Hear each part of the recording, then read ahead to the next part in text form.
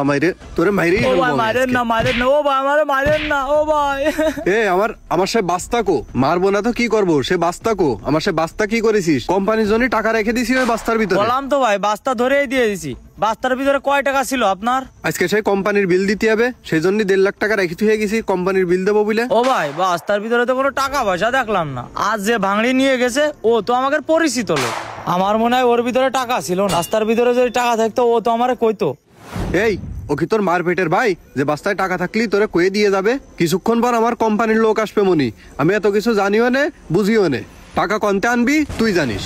আপনি যদি আমারে মাইরেও ফেলান কাইটেও ফেলান তাই এই টাকা আমি কনতে দেবো। আর আমি যদি এই কথা বাড়িতে কই তাহলে আমার বাড়ি থেকে বের করে দেবে না। মাতব্বরি করার সময় মনে ছিল না আমি কিছু জানি না? আমার টাকা এনে দিবি, তুই জানতে পারিস এই টাকার ব্যবস্থা করবি, না হলে আমি তোর বাড়ি যাবো কিন্তু এখন। ভাই এইবারের মতো আমারে মাফ করে দেন, এরকম ভুল আমি জীবনে কোনোদিন করবো না। আমার চাকরিটাও গেল, আর এই কথা মারুফ ভাই যদি আমার বাড়ি যে কয় আমার বাড়ি থেকে বের করে দেবেন।